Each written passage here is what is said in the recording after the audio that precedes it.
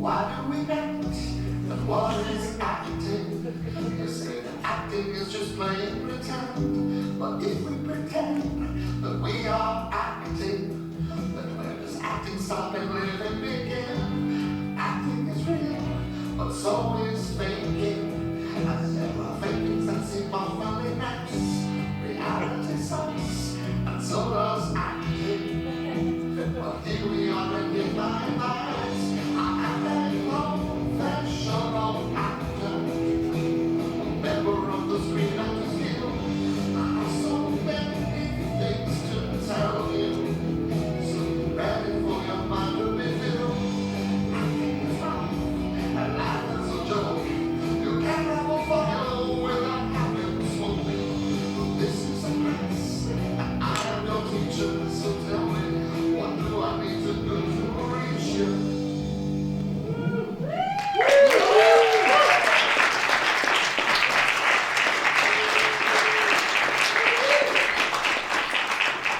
Hello, my name is Connor Ratliff, and this is Connor Ratliff Presents the Acting Class. I want to start out by asking a question that I always ask of the people who attend these classes. How many people here identify as actors? All right, a smattering. You're more or less, you're not sure? We'll get to you.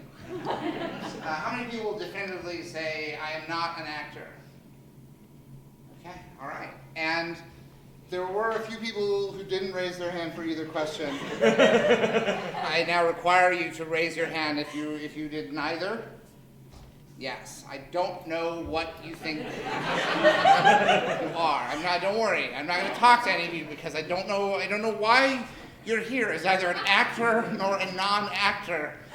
You are one or the other.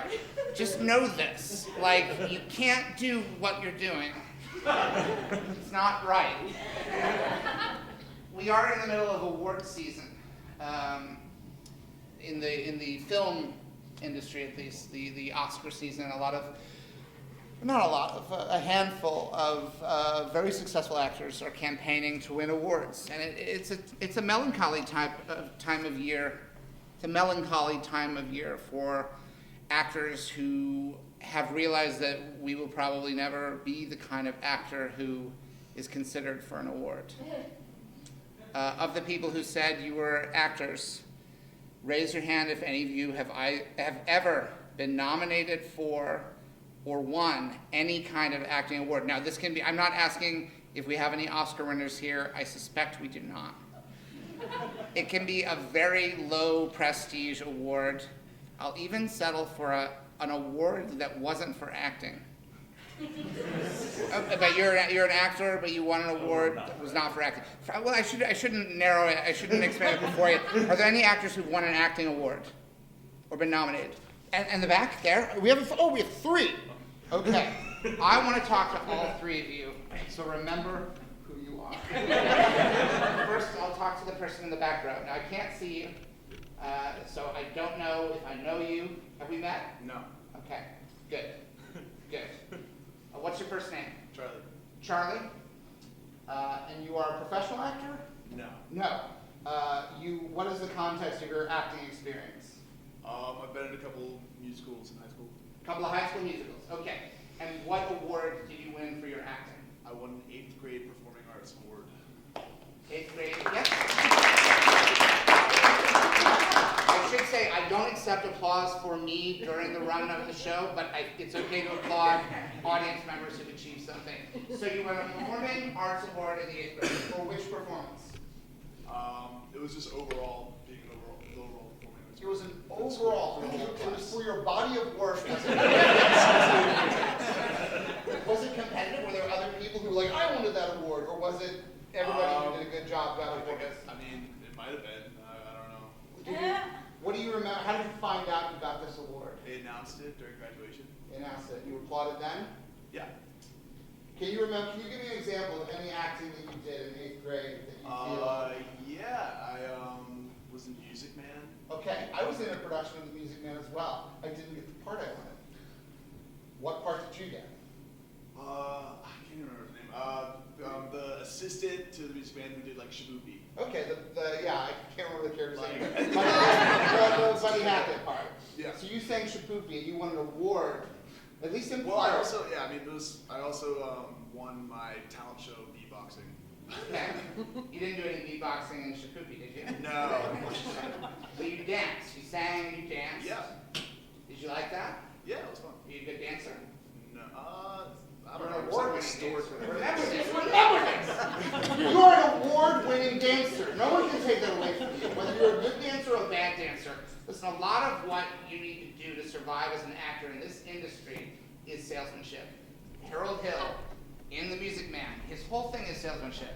He sells people an imaginary thing. It eventually becomes real. Spoilers for The Music Man. But I want to discourage you from what you just did. What line of work are you in now? I bartend. You bartend. Is that a thing that you foresee doing into the future, or is it just a way of getting by for now? What's the shape of your life? What's your life plan? How old are you? I mean, I guess it's a way of getting by. How old are you? 28. You're 28. Okay. What do you want from life? It's okay if you don't know. I'd say I don't know. You don't know. Do you have any dreams, Charlie? Charlie, do you have any dreams? I eventually want to own my own bar. But, Okay, so you're in the right. Okay, Yeah. so you're in the right quadrant. One of my dreams. You want to own your own bar. You want to be the owner and manager, or do you want to hire a manager? You just be the owner, or are you like Sam Malone? You want to own the bar. You want to work at the bar. Sam Malone is a reference to a very old television show. What? Is that you? Yes, it's a vintage television situation comedy. But that's the model you want? You want Charlie's Place, or do you have a name in mind? What do you want the name of your bar to be? Karina's. Karina's. Yeah. Who's Karina? A person who I liked a lot that I used to bartend with. Okay, and you want to name the bar Karina's. Yeah. All right. So you're playing the role that you're playing a version of the role that you want to play in life. Yeah. So that's. You're working your way up. That's very good. Yeah. That's very good. I want to present to you, because bartending is not acting. A lot of people bartend as a way of paying the bills while they go out to audition, and they hope to book acting work. But you are presenting a version of yourself to the world. It's a public, performative, customer interaction. Do you listen a lot? Do you talk to the patrons? Yeah. What kind of bartender are you? What kind of bartender? You do this? You do this? this? You this kind of bartender? I don't know. I've never worked in a bar, but I've seen a lot of when you see bartenders in scenes, a lot of them are doing this. Uncorking a wine. A lot of uncorking the wine. So you've got this, and you're doing that. Is it electric or is it manual? What do you got? Usually manual. All right, so you're doing this. What's your demeanor when you're talking to people? Is it a persona or is it you? It's been both. I mean, very Bit of both. shady persona. Tell me about the part that's not you, Charlie. Tell me about the character that you play when you talk to the patrons. I think in service you have an obligation to, make people's day and, brighten people's night. Right. So, regardless of what Charlie, real Charlie, deep down Charlie, regardless of how you feel, you play this role, this people-pleasing customer service role. You feel an obligation to perform this role daily or nightly? When do you work at the bar? Nightly. Nightly. Every night. This is not that different than a Broadway performer. Every night you take the stage behind the bar, you play this character. The character is also named Charlie, but it's not entirely you. You use part of yourself, but you play a role as well. What's something that Charlie the bartender says that Charlie the real person would never say? Can you give me an example of that, Charlie? Another Day in Paradise. You'll say, Another Day in Paradise. Charlie, walk me through this. What's the subtext behind the line? Is this a thing that you're saying was just like another day, another dollar? Is it a variant of that? It's just yeah? Huh? How are you doing? Another day in paradise. Another day in paradise. Another day in paradise. Well, just another day in paradise, my friend. Just another day in paradise. The actors in this room can take a lesson from Charlie, the commitment to this. You probably do okay with tips, right? Yeah, I did pretty good. Yeah, probably better than I do with a lot of legitimate acting jobs. You certainly, yeah. You're doing all right, Charlie. I want you to know this role that you're playing, it's the role of a lifetime. It's literally the role of a lifetime, Charlie. Never undersell yourself. You are an award-winning performing. An award-winning dancer, singer, actor, a triple threat. Throw in bartending, I'm gonna make it a quadruple threat. And if you start breaking down the actual skills you need to be a bartender, you very quickly are getting into a double-digit threat. All right? Now, if you want that bar to happen, you gotta get rid of the part of yourself that tried to dismiss the fact that you are an award-winning dancer. You're many things, Charlie. Do you understand this? Do you understand what I'm saying to you, Charlie? What? I understand. You make me a promise, Charlie? I promise. All right? Pinky promise. Doesn't need to go that far. I'll accept a regular promise. Because if you think a pinky promise, you really got to do the thing. You got to connect pinkies. And this isn't that kind of show. This isn't that kind of show. I'm not going to come down and touch the audience. That would be weird. It wouldn't be weird. There are shows that do that. It's just not this show. Charlie, it's just not this show. We don't have time. We don't have time. I have 2 other award-winning actors that I need to talk to. And we're in the middle of award season, Charlie. All right? I didn't even know when we started this that you had retired from acting. I dabble. But in a way you haven't. In a way you just found, it's like Peter Falk and Columbo. He played it his whole life. It was a character he played his whole life. Now he did it in television series and made a fortune doing this for television. You do it in a bar that you don't own, but the goal is eventually you're going to transfer. It's like an out-of-town preview. You're going to eventually find that bar that'll be your own venue, and hopefully you'll perform there for the rest of your days. I want that for you, Charlie.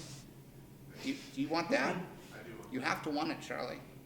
I don't want to hear about you staying at the same bar when you're 38 and 48 and 58 and 68 and 78 and 88 and 98 and 108 years old. I'll be furious if I hear about that, because that will mean that I'm so old. If I hear about that happening to you, Charlie, it will mean that I have lived far longer than I should.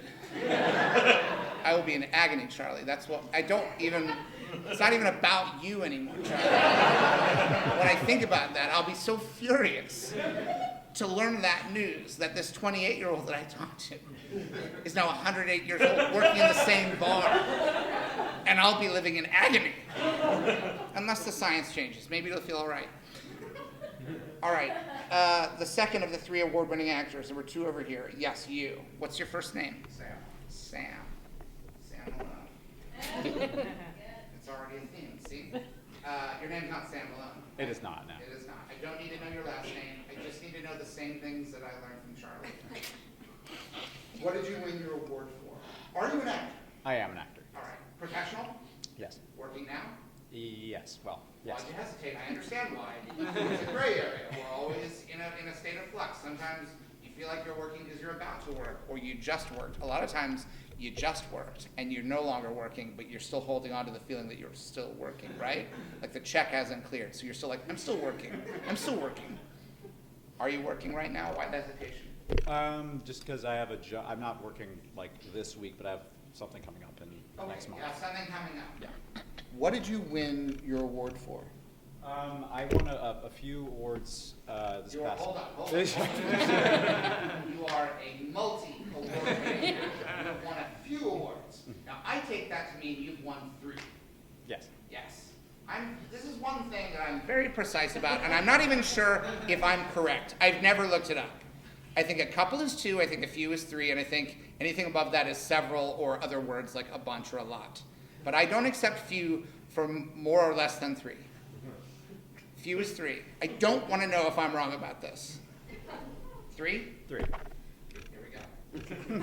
What were the 3 awards? Let's go through them. This will be a montage. We'll go through the 3 things you won awards for in acting. So the first one was Best Actor in a Short Film. Best actor in a short film. Mm-hmm. That's a sentence that starts at the height. Like we go on a journey. We go on a journey with that sentence. I was the best actor in a short film. I'm not diminishing short films, societies. I'm just reflecting that. It could have been great. It could have been a big deal. Best actor in a short film. Was this at a film festival? Who gave you this award? It was at a film festival. Film festival. They all were. Okay? These are all on the film festival circuits. You are a multi-award-winning film actor. Yes. You've won multiple film awards. Give me the other two. Best actor in a short film. And the other two were best actor in a feature. Best actor in a feature film. A double feature of awards for you. Tell me a little bit about the roles that you won awards for and the work that you did in these films. Well, the two that were the feature were for the same feature, and the short was actually the same film, but it was a short that was eventually turned into a feature. So 3 awards for the same role, same character. Yeah. Who's this character? Tell me about it. So the film is called Tim Travers and the Time Traveler's Paradox. It's a sci-fi comedy. Tim Travers. Tim. Tim. Yeah. I was imagining he was made of metal. Yeah. Tim, like Timothy. Tim Travers and the what? Time Traveler's Paradox. Tim Travers in or and? And The Time Traveler's Paradox. A lot of alliteration in that title. Do you think that helped you? I don't know. Because people remember alliteration. It's pleasing. We find it pleasing. I find it pleasing. I'm pleased by it. Tell me about this character and the way you portrayed him. So he was a mad scientist who makes a time machine that goes back just a few, like a minute back in time at a time, and he keeps trying to test how it works until eventually he starts recruiting more and more of himself to figure out the math of the situation. So at a certain point in the movie, the short and the feature, there's 30 of me all arguing amongst themselves. How did you technically achieve this? Was this, you were filming in a green screen situation? It was a mixture. It was green screen, it was split screen, it was rotoscope. 30 variations of the same person. Yeah. Same character. And he was mad to begin with, you say. He was a mad scientist. Well, I think it was kind of shorthand mad scientist. I think he was more just kind of manic than anything else. Manic. What were his, did he have any problems other than the one he created by putting himself into multiple paradoxes? Lots of self-loathing. He hated himself. Yes. Did he hate himself to begin with? Yes. This is a lot to chew on. I'm not surprised. And is it a comedic or a dramatic performance? Comedic. Comedic. Yeah. But at the heart of any comedy, there's true pain, yes? Yeah. We agree on this? It's funny because someone got hurt. That's just the rule. That's just the way it is. How intense, how subtle were you in your acting? I tried to be as subtle as I could, and the director pushed me to be bigger and bigger. And but he knew what he wanted, and so I went along Gave with that. him what he wanted, what he wanted. Not unlike the customers at Charlie's Bar. Another day in paradise. Another day in paradise. Another day here in this goddamn laboratory! I know I have to activate this machine that I've made. I spent too much time building it. I can't just build a time machine and not use it. But I don't want to go into the future because I fear the future. I'm afraid of it. The past is familiar. It's been there. I know even if I change it, there's a feeling of home, whereas to go into the future feels wrong. I'm going to go back 1 minute from now. No. Yes, 1 minute ago from now. Not 1 minute from now, but you understand if I'm thinking backwards? 1 minute away from now, backwards. And I'm going to talk to myself, and I'm going to see what happens. Because I know what I felt like a minute ago. It felt like, oh, let me just do it. Let me just go back. All right, here we go. All right, no, yeah, I know. Listen, we did it. You did it a minute from now. You did it a minute from now. No, I was going to, but now I guess I never will. No, you can. If you want to, you can. I did. It feels hypocritical of me to not let you do it. I mean, I remember you doing it. Do you understand? Yeah, I get it. Yeah, I'm as smart as you. We're the same. All right, I'm gonna go, and what does that even mean for me to go in and, because I don't want to go a minute from now, because that's when you would have been, right, that's when, I'll just go in and I'll go back a minute before now. And we'll just see what, and this will be fine, this will be fine. No, let me tell him, yes, okay, yeah, you did it, we did it, both of us did it. You haven't done it yet, you were about to, you were talking about, I know how you, I remember it was just a minute ago for me, so I remember that you were feeling like, yeah, I'm feeling like I don't want to go into the future, I just want to go a little bit into the past because it's familiar. I mean, just want to go back, listen, I'll do it, you guys wait here, and I'll just go back 1 minute, and then we'll talk to the version of me that is there, and it'll be fine, it'll be fine. All right, yes, get in, yes, get in. No, what are you doing? No, I haven't made up my mind. Okay, I'll go back 1 minute, and we'll just see, and we'll just say the same thing. Hi, okay, all right, everybody, listen, I don't think you should get in. I don't think this is worth it. I think this is just a big jerk-off session. I don't think we're achieving anything. Okay, we've just made a big mess. We just shut the fuck up. No, you shut the fuck up. I know what it's, yeah, we all know what it's like. We're all him. No, none of you are me. Because I'm not going to get in there. As a matter of fact, I want us all to drink this. Just drink this. No, I know what this is. Yeah, this is the poison. This is the fail-safe. I'm not going to drink, because we all know it's the poison, because we all made this. But I know that was the idea, that if we came back, we'd drink the poison. But it's different now that it's me, you know? Like, it's different now that it's me. I don't want to drink this. I don't want to, none of us want to, it's a bad idea. I don't know why I thought that I would ever agree to this. Listen, I'm going to destroy the time. No, don't try to talk me out of it. I'm going to destroy this. There's already 5 of me here, and I don't know how we're going to get through life. 5 of us, all the same, with just a slightly different experience of one minute before we all. I'll just go back. Let's go back 1 minute. Oh, okay. Well, it's actually all right. You're midway through because it was 2 minutes. So now I'm off. I'm gonna unplug it, and we'll just learn to live together. And we'll take turns going outside. That's simple, right? I don't know. So it'll just be, it'll actually be, that actually I think will work.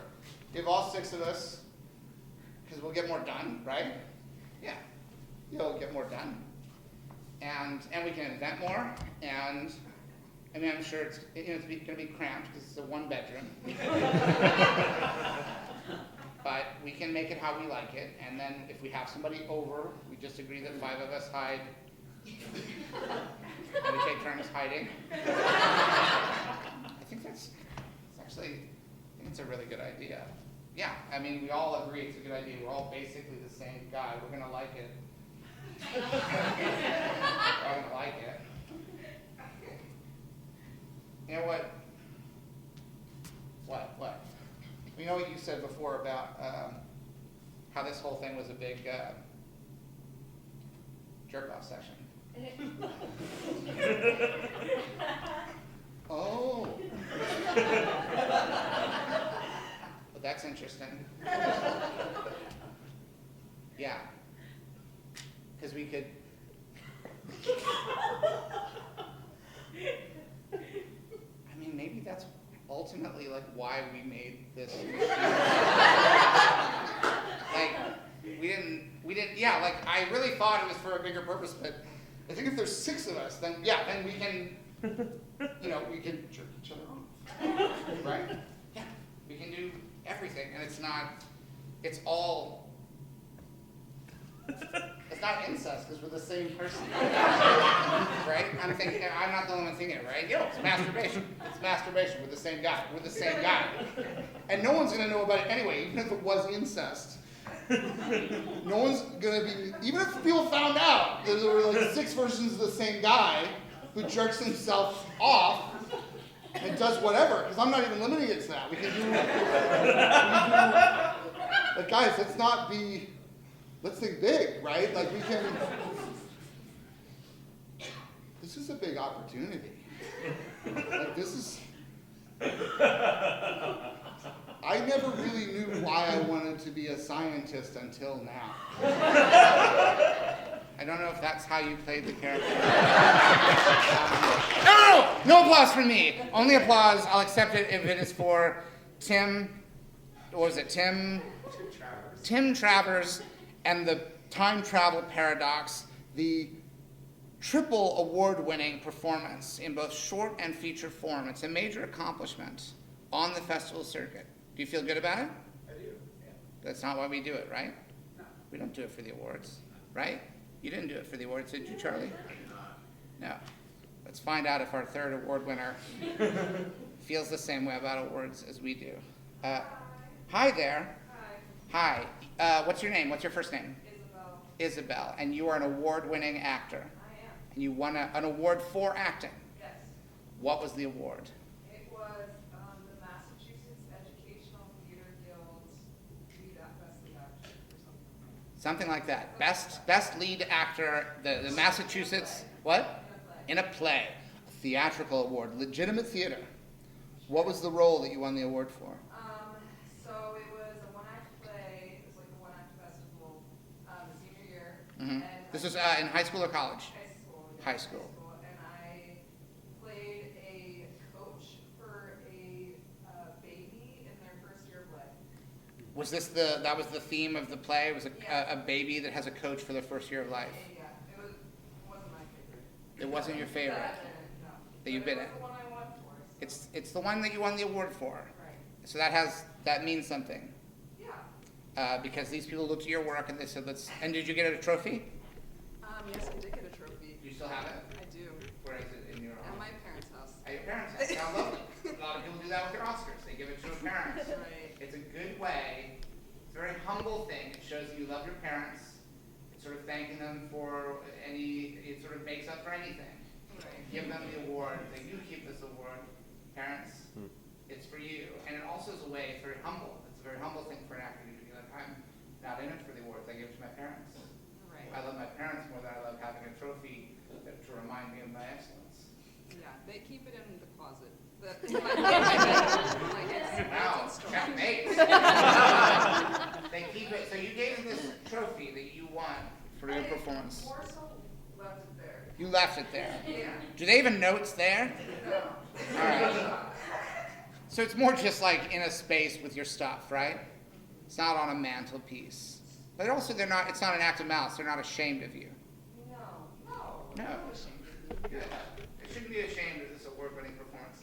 Tell me about the character you played. What kind of performance was it? Like, was it a broad, comedic performance? Comedic, really high energy. They wanted me to be like really angry and forceful and yelling at the baby. Right. And how did you feel about that?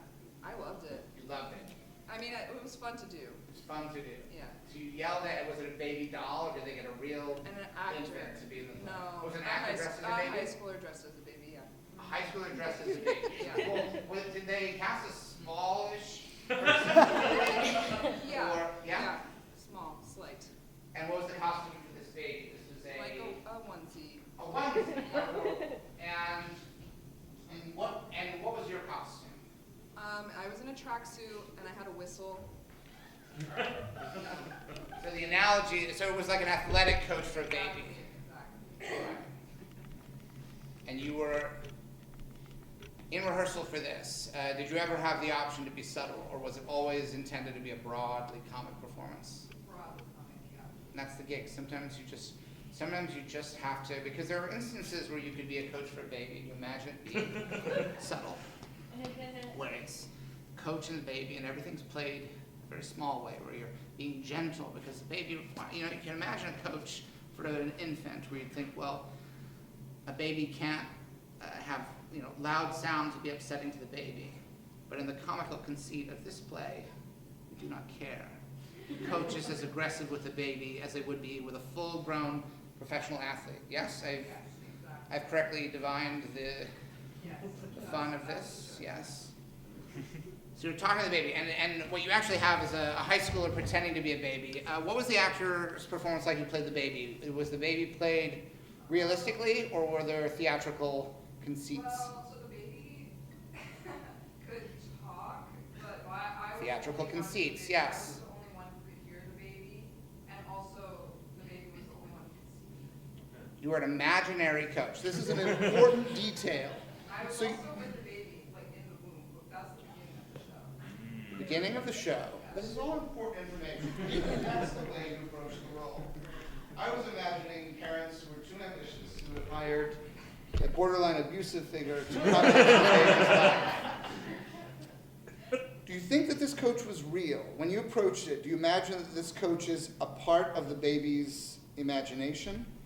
Or did you imagine there was some magical realism to this? No, I think I was in the baby's imagination.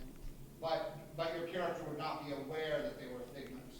Right. Yes. Right. Yeah, and I think at the end I had to go to a different baby. Like I was a traveling coach. All right, well, we traditionally put a spoiler tag. Or something, but it's a forgivable transgression. Sorry. That's fine, it's Sorry, fine. everyone. So we think about this. We think about the way we approach this award-winning performance. You're just aiming for crowd pleasing. Charlie behind the bar level crowd pleasing, amped up to the 10th degree. And you have a baby talking, because if you play a baby in a play like this, realistically, it's upsetting.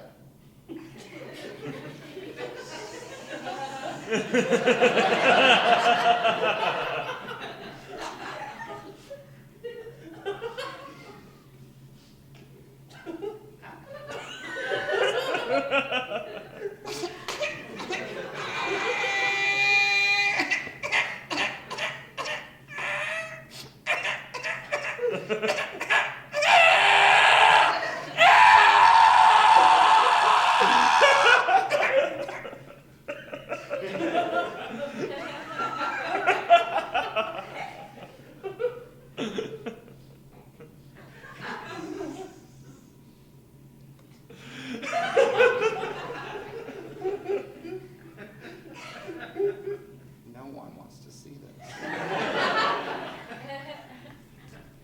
That can't be the play. Artistic license takes the unwatchable and makes it watchable. It was delightful for a few seconds of that, but I suspect, had I pursued it for the remainder of the show, it would have broken the contract, the unspoken contract between performer and audience. Now, I'm not saying that there can't be theater pieces which have this aggression towards the people who attend them. They can, it's legitimate. But you don't win awards for that kind of thing, in my experience. You win awards by pleasing people, one way or the other. Now, imagining the baby and the coach and the broadly comic aspects of it, I don't think I want to take your part in this. I feel like you won the award for playing this role, and obviously, no disrespect to Tim Time Travel and what was his name? Tim? You know, I can remember there's alliteration, I remember there's T's, but Travers, I'm bumping on it. It doesn't stay with me. I think it should have been called Tim Time Travel. It's a bad note, but I'm saying it in the place of, I can't remember Travers. I remember it now, because I think I've locked it in. I realized that I took the role of Tim Travers to make a point about showing the way this could be, but I'm reluctant to play this coach for some reason. I feel like it's a role that fully belongs to you. Has anyone else ever played this role? I'm sure, yeah. It was like a kind of public domain sort of one-act play. Oh, As far right. as I know. But do you think a lot of people, are you potentially then the only person who ever won an award for playing this role? It's possible. Yes. I'm going to say that this role belongs to you. And I feel like I don't want to tread into that territory. Were there any other characters in this production? So many. Who else? Name one other one. What? The baby's mom, Baby's mom, who else? baby's dad, Okay, anyone outside the family? babysitter, Babysitter, who else? doctor. Doctor? During the birth scene. Doctor during the birth scene. What was this character like? Very minor sort of character. No, there's no such thing. Minor? Oh, just because that actor didn't win an award for their performance? Tell me about this doctor. What did they? Without this doctor, the baby might have perished. Tell me about the doctor. What do they do in the play? So, delivers the baby during the birth scene. They were very no-nonsense. They were doing their job. They were here to work and deliver the baby and then get off the stage. Right. Yeah. I wonder what happened to that guy. Or woman. Shame on all of you who accepted my first stab at it. She is a doctor who is no nonsense, delivers the baby, and then gets off the stage. Gets in her car, drives as fast as she can down the highway, having just brought new life into the world. They don't give a good goddamn about me. I bring their baby into the world and they're all, thank you, doctor, thank you, doctor. And then that's it. They don't give me a second thought unless something goes wrong, and half the time then it's my fault. I must have done something wrong. Good at what I do. I'm good at three things. I'm good at delivering babies, I'm good at driving fast.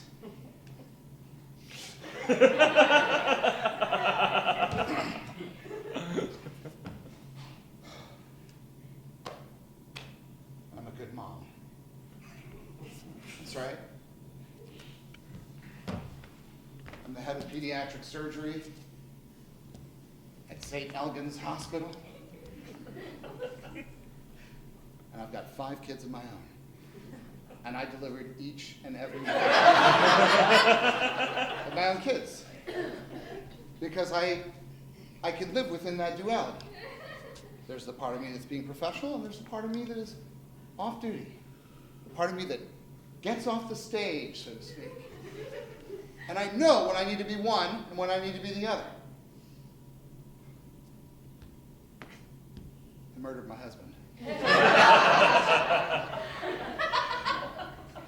Man who gave me 5 beautiful children. And I loved him. I did. I loved him. But then I caught him stepping out on me. And I shot him right in the head. And I threw him into the Grand Canyon. I'm going to walk you through what I did. I don't tell people about that because I don't want to go to jail. After I found out that my husband had been unfaithful to me, I said to him, honey, he said, yes. I said, you know where I've never been? And he said, the moon. That kind of joke had started to get old. I said, no, not the moon, honey. Grand Canyon. I've never been to the Grand Canyon. We should plan a trip. I said, oh yeah, the kids would love that. No, not with the kids. Just us. Trip to the Grand Canyon. Just you and me. And he agreed. We drove to the Grand Canyon together. Got out of the car. We looked. The majesty. This breathtaking view. And then I pulled out my gun. And I shot him in the head. And I thought he was going to fall into the canyon, but he fell back. And he died. And I picked him up. And I threw him into the Grand Canyon. And then I threw the gun. I threw the gun down too. And then I told everybody that I didn't know what happened. And they never found the gun, and they never found his body. My patients don't know this about me. They don't seem to even be curious about me at all. They think I'm uninteresting. a minor character in their lives. If only they knew I am more fascinating than any of them ever be in their entire goddamn lives. That's my secret. I don't want anyone to know how interesting I am. Because the interesting thing about me, I mean, one of them, like probably the most, I guess it's so sad because I am so accomplished, but the most interesting thing about me is the revenge I got on my cheating husband. I mean, maybe not, I mean, yeah, it's interesting, right? It's interesting what I did. Like the perfect murder, and I can't tell anybody? Everybody just thinks I'm a boring doctor. I mean, the part that's nice is that I got away with it. Like, I got away with it! I'll yell it into the Grand Canyon. I got away with it! It's a secret between me and the Grand Canyon, I suppose. First, do no harm. That's the oath I took. That's the vow I took. But you know, like my husband and I took vows, and you know, he didn't live up to his. So at a certain point, it's sort of like, okay, well, these are pick and choose, right? Pick and choose. So like first I did no harm, and then we had 5 kids together, and then he cheated on me, and then I did harm. I know this is a misreading of the Hippocratic Oath. But first I did no harm. First we had a good life together. And then later I did harm as a revenge. I think doctors, I don't know if I believe this. I think doctors should be allowed to get revenge. I know this sounds bad. I know this sounds bad. I know I'm bad. I'm so bad. But in a way that I think we can all like respect in a weird way. Like it's still an accomplishment. Like it's a felony. And perhaps a venal sin, perhaps, but I don't believe in that. I mean, if I'm wrong, then I'll pay the price, you know, but that's for the next life. In this life, I'm just going to go back to working in the hospital where I bring new lives into the world every day. That's what I do. I brought so many new lives into this world, including 5 that I collaborated on with the man I killed. I think on balance, I am ahead. I think you run those numbers, and I am ahead. I really do. Oh, Blake. Why'd you have to cheat on me? I wouldn't be a murderer if it weren't for you. And I wouldn't be a mother. But I would be a doctor. You had nothing to do with that. So you see, that's what I think that role was in that film, in that play. Sorry, I forgot you're a theater actor. Please don't take offense at that. I think, what? I didn't Good. I don't want you to take offense. I do want to talk to a non-actor, because we spent a lot of time talking to award-winning actors here in this class, and I think it's important to also get the view from the other side. Is there anyone here who is a non-actor, who has never acted before in any context, at school or otherwise, and thinks they never will? So all the non-actors have either acted before, or they think, or they're about to. They will. Every non-actor in this audience thinks that at some point, oh, well, get ready, I will act. All right, so of the non-actors, because it was about 40% of the audience is non-actors, I guess I need to start getting specific or generalizing until I get someone who's willing to talk to me. Yes, you're a non-actor. Why? I have my own separate career. You have your own separate career, and it never occurred to you to do acting for fun in any context? Not really, no. Not really. Why not? Didn't look fun? Yeah, I sing. That's one of the things I do. So I have like an artistic side. I never gravitated toward Toward acting, but you acting. sing. Even though I married a filmmaker, but that's You married a filmmaker, you sing, so you've come perilously close to acting. But you must really know that you're not an actor. It's like you're married to a filmmaker, you sing.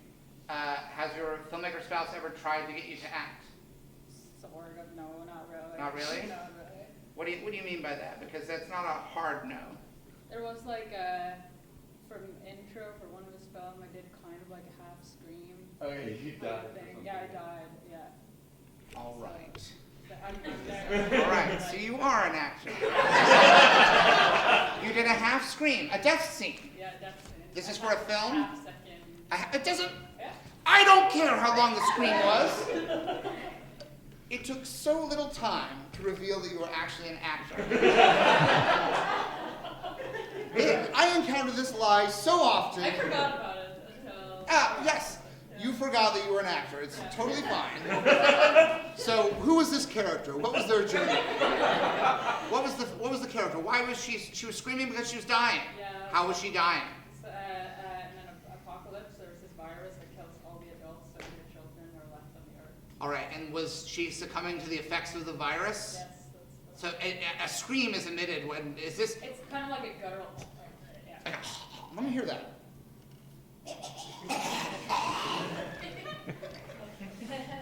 Who was this person? Do we know them? We never get to know them. We never get to know. What was the context in which we hear this guttural death rattle? So there's a virus that apparently is super contagious. I think it affected the larynx, so it's like part of the throat. All right, so you went deep in this role. You know exactly which part of the body is making the noise. It's revealed later in the movie because so all the children die once they hit puberty. All the children die once they get to puberty. Yeah. Is it drama or comedy? A horror? Thriller? Yeah, kind Is it okay if I ask the filmmaker, how do you classify the film? Yeah, I would say it's like a thriller. A thriller. So it's of. Thriller drama. thriller drama. Elements. With what? With some comedic elements. So yes, as life, as life has comedic elements. So this sounds like you were trying to make it a small thing, but you're playing a death scene. You're trying to dismiss it as only a half second, but it's the final half second of this character's life. How old do you imagine this character was? Probably my age At that time, which was what? 34. 34. Age 34. Life is ending. Language is impossible. The only sound that this person can emit is this guttural choking sound, the final results of this virus that is ravaging humanity. Tell me about your process. So this is at home in our living room. So you find yourself in a comfortable environment to play this role. You're not seen on camera, you're just making the noise. No, I am on camera. You're on camera, and on-camera death. Yeah. Did you have any gruesome makeup? No, just kind of, no, there was nothing. Just a normal, like, this Normal. disease doesn't affect, you still look fine, Yeah. but you choke. Yeah. Closes up your throat. And that's the end of you. What went through your mind when you were playing this scene out? You said it was a half second. I imagine the takes were longer than a half second, right? Yeah. How long were the takes, would you say? Maybe 2 minutes total. 2 minutes total. It's a montage, like, just So you're part of a 2-minute montage. I want to know how much you film when it's time for you to film your big scene. Yes. I think we filmed it really fast. Yeah. Film it really fast. You got it on the first take. I think we did it three times, I think. Yeah. 3 takes. Was there? What did you not get in the first take?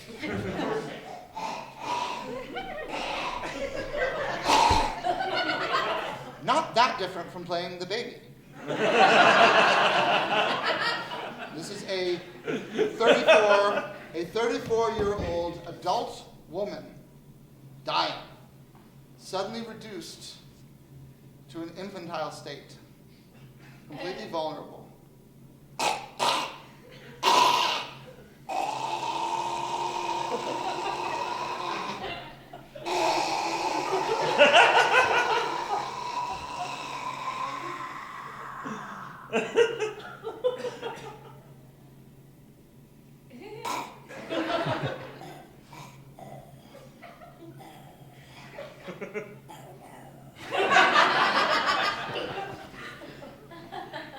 Was that what it was like? Pretty close. Pretty I close. think I fell on my knees. Did I? You fell on your I knees? think maybe it was like forward death. A forward death. Yeah, not a backward. So like Willem Dafoe in Platoon style.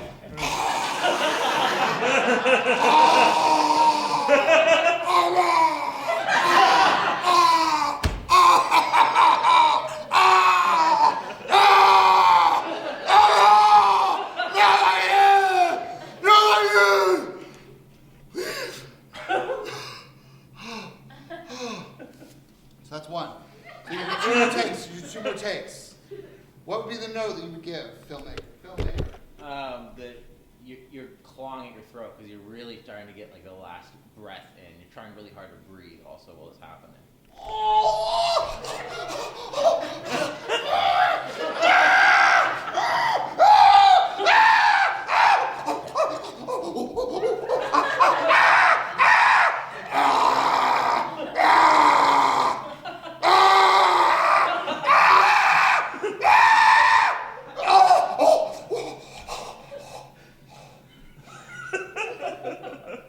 All right, third take. What do you need that you don't have already in the can? It's good. I like that there's kind of like a monkey-esque energy. Less monkey? I would say more monkey, More monkey? and maybe.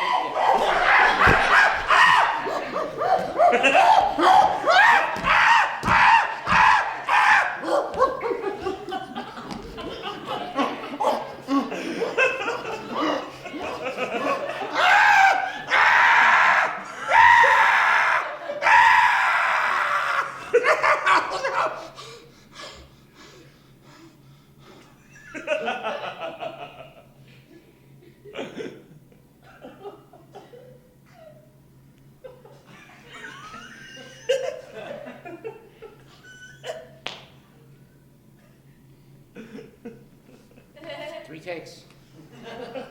But then you have to move fast, right? Yeah. You have more stuff you got to get. Yeah. How did it compare to your singing? Like, what kind of singing do you do? I'm gonna sing a bit of everything.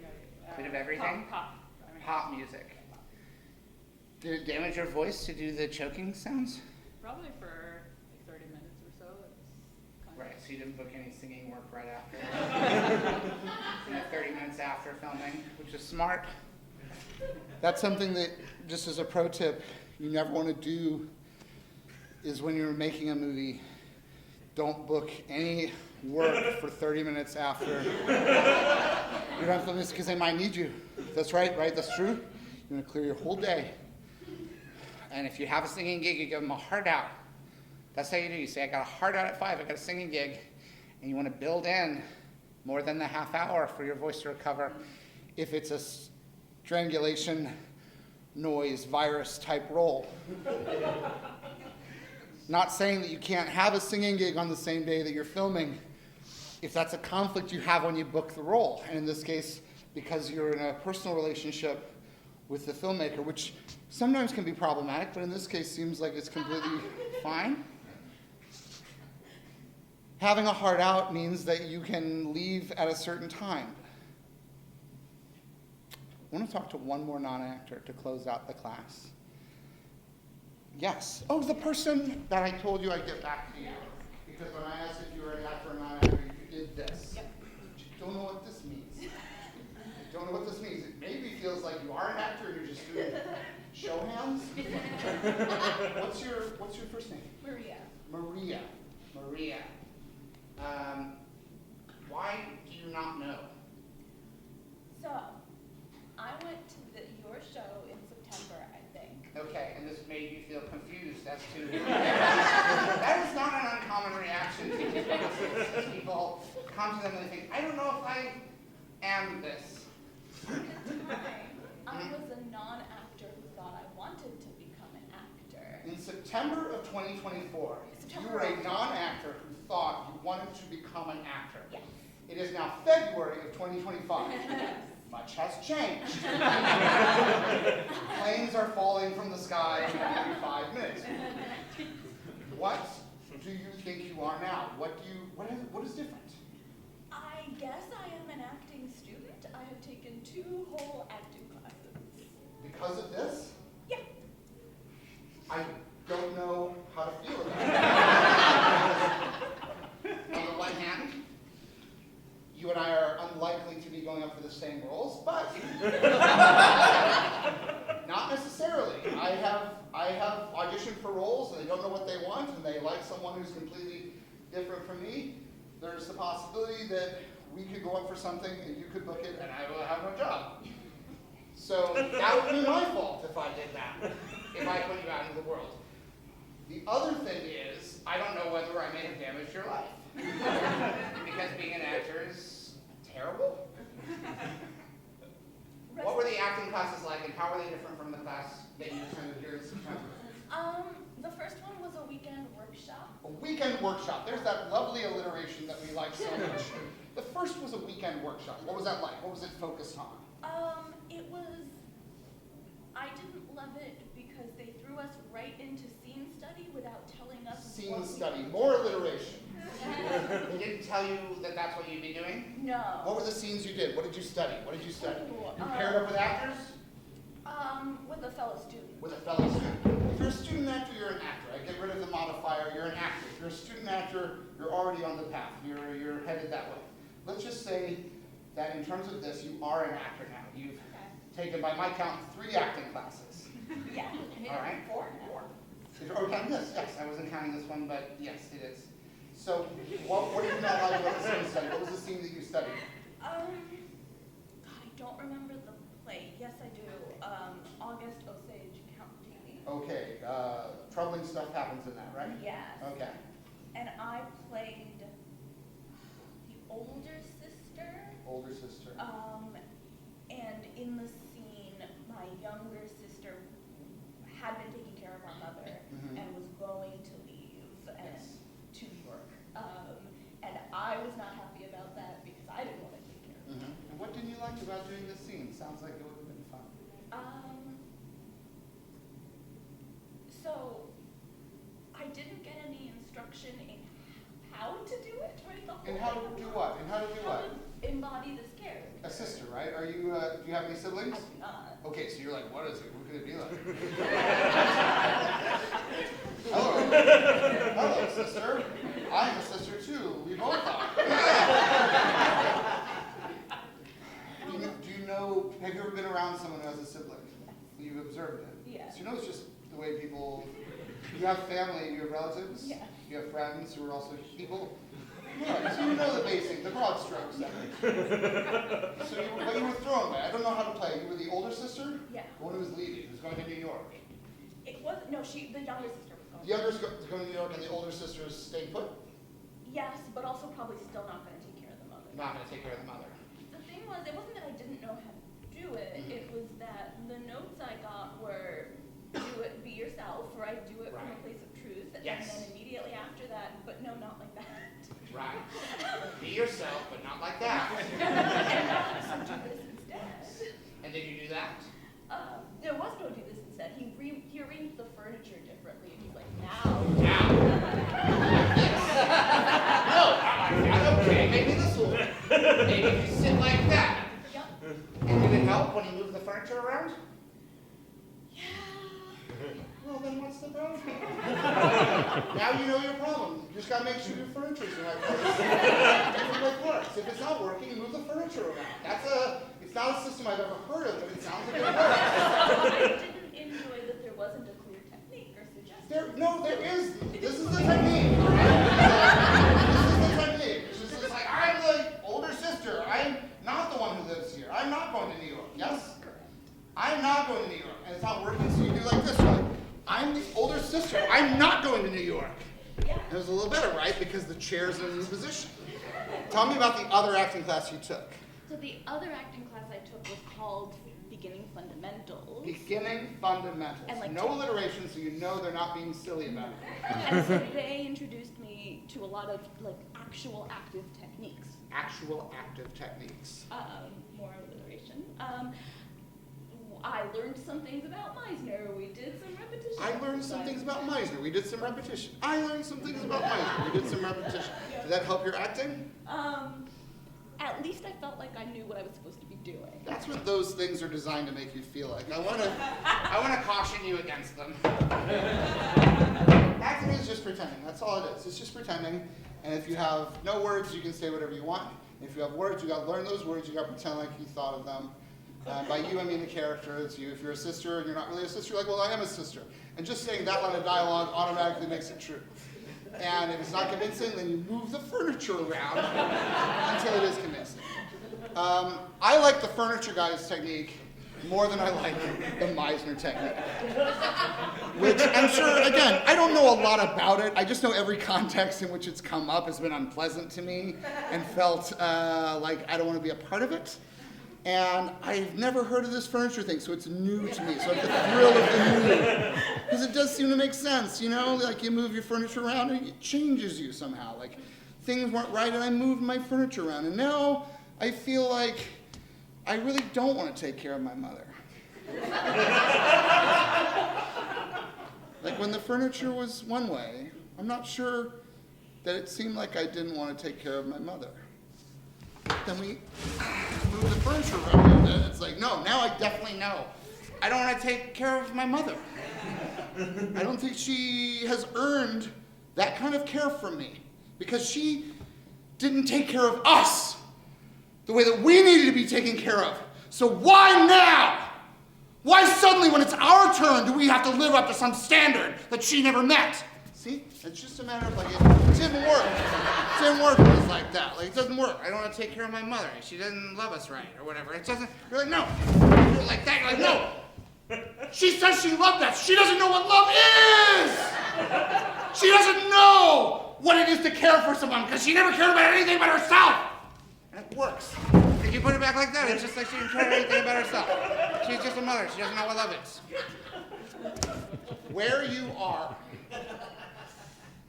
is inherently connected to who you are. That's not true. It's just a thing. It's just a thing that I said. And I said it with such confidence that some people here started to think, hey, yeah, that is where you are. That's where you are. That's who. Be very careful. If you only take one thing away from this class tonight, do not trust the things that actors tell you in acting classes, because they might be acting. You don't know. You don't know why they say the things they say, and you don't know if they mean the things they mean, and you don't know if the things they mean are also true. Because you can say something and mean it, and it can still not be true. I mean, we've certainly seen examples of that in the recent past. I don't know if we have, but I said it in a way that made everyone here feel confident. Yes, yes, yes. That's true. I hope that you enjoy the acting journey that I have inadvertently set you on. Charlie, I hope you get your bar. And I hope you do it before I'm dead.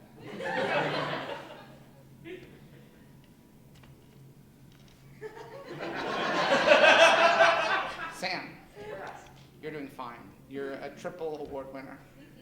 You don't need any help from me. All right? Isabel? Same as Sam. And you two seem like you're doing great. I didn't ask for names before, but you seem like you're doing pretty good. Everyone else in this class, I'm sorry we didn't get around to you. You had your chance. There were moments where I was walking around the stage begging for someone to talk. So if you have any regrets, they are your own. Live with them and make the best choices you possibly can, because acting is all about choices. The choices we make and the choices we take. Another meaningless statement. Another acting class. Thank you.